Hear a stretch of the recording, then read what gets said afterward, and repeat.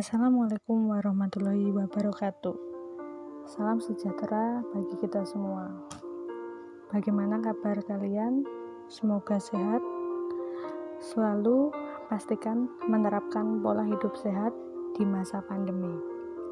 Selamat ya, sekarang kalian sudah duduk di bangku kelas 9. Tingkatkan kuantitas dan kualitas belajar, serta jangan lupa senantiasa berdoa dengan sungguh-sungguh agar kita bisa melewati tantangan dan hambatan di kelas 9.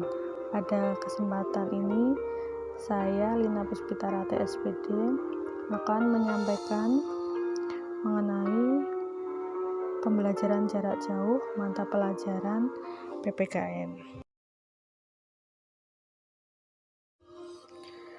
Untuk mata pelajaran PPKN, kompetensi inti dan kompetensi dasar yang harus dicapai pada kelas 9 semester 1 yaitu ada 3 kompetensi inti dan 3 kompetensi dasar, atau mungkin kalian biasa menyebutnya dengan materi. Ada berapa bab sih untuk kelas 9 semester 1 ini? Yaitu ada 3 bab, dimana nanti bab pertama yaitu tentang dinamika perwujudan Pancasila sebagai dasar dan pandangan hidup, atau sebagai dasar negara dan pandangan hidup.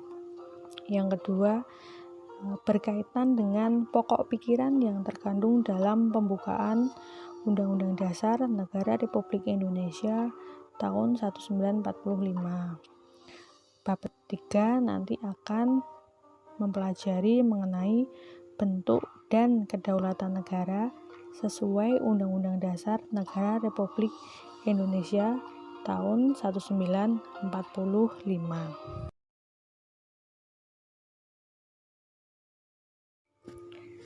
Masuk di bab pertama, dinamika perwujudan Pancasila sebagai dasar negara. Tujuan pembelajarannya adalah mensyukuri perwujudan Pancasila sebagai dasar negara yang merupakan anugerah Tuhan Yang Maha Esa, menunjukkan sikap bangga akan tanah air sebagai perwujudan nilai-nilai Pancasila sebagai dasar negara, mengamati dinamika yang terjadi di masyarakat, terlebih mengenai praktik ideal Pancasila sebagai dasar negara dan pandangan hidup. Selanjutnya, merancang dan melakukan penelitian sederhana tentang peristiwa dinamika yang terjadi di masyarakat berkaitan dengan penerapan Pancasila sebagai dasar negara dan pandangan hidup bangsa.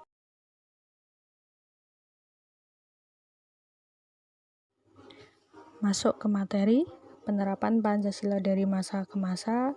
Pada masa awal kemerdekaan Indonesia, yaitu pada tahun 1945 sampai 1950,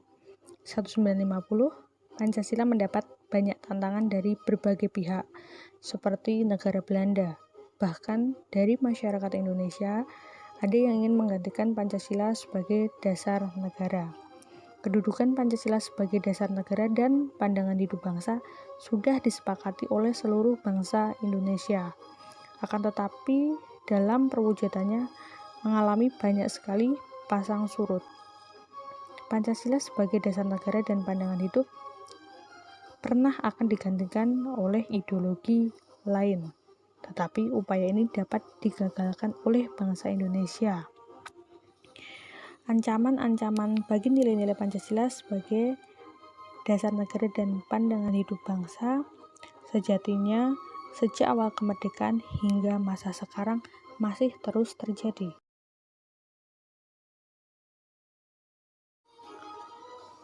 Penerapan Pancasila dari masa ke masa, terdapat upaya-upaya pemberontakan terhadap NKRI di sejumlah tempat.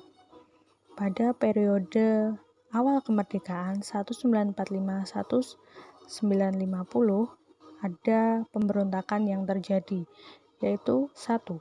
Pemberontakan PKI, 2. Pemberontakan DITI di Jawa Barat dan Jawa Tengah.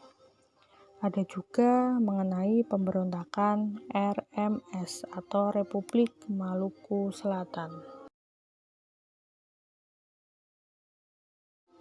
Kita bahas satu persatu. Pemberontakan Partai Komunis Indonesia dipimpin oleh Musso. PKI didirikan di Madiun pada tanggal 18 September 1948. Tujuan utamanya adalah mendirikan negara Soviet Indonesia yang berideologi komunis. Jelas, ideologi ini sangat bertentangan dengan kepribadian bangsa Indonesia. Dengan upaya-upaya yang dilakukan oleh pemerintah Indonesia, pemberontakan ini dapat digagalkan.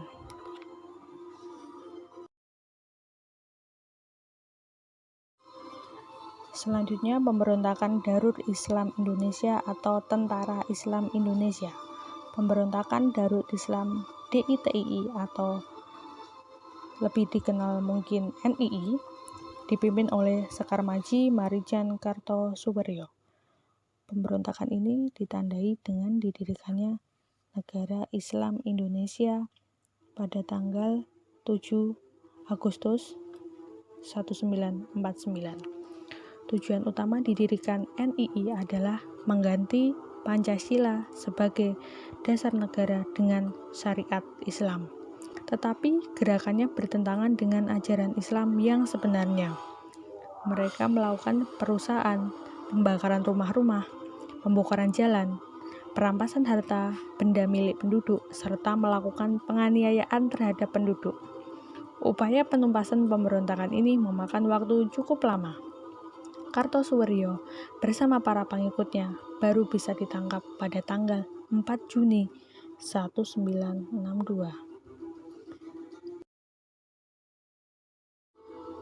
Pemberontakan selanjutnya adalah pemberontakan Republik Maluku Selatan atau dikenal dengan nama RMS.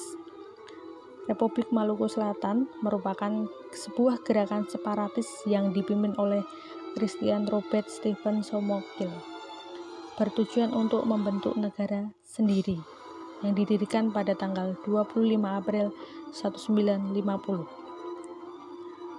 RMS ini mendirikan sebuah negara sendiri. Dia ingin mendirikan negara sendiri dan ingin keluar dari Indonesia.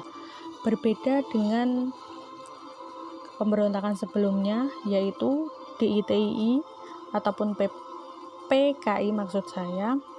Jadi di sini RMS ingin keluar dari Indonesia dan mendirikan negara sendiri. Jadi kalau DITII ataupun PKI ingin mengganti dasar negara kita, sedangkan kalau misalkan RMS dia ingin memisahkan diri dari Indonesia ataupun dia ingin membentuk negara sendiri di luar dari Indonesia. Sekian penjelasan singkat pada pertemuan pertama. Sampai jumpa di pertemuan selanjutnya. Jangan lupa tugasnya silakan untuk dikerjakan. Sampai jumpa. Terima kasih. Assalamualaikum warahmatullahi wabarakatuh.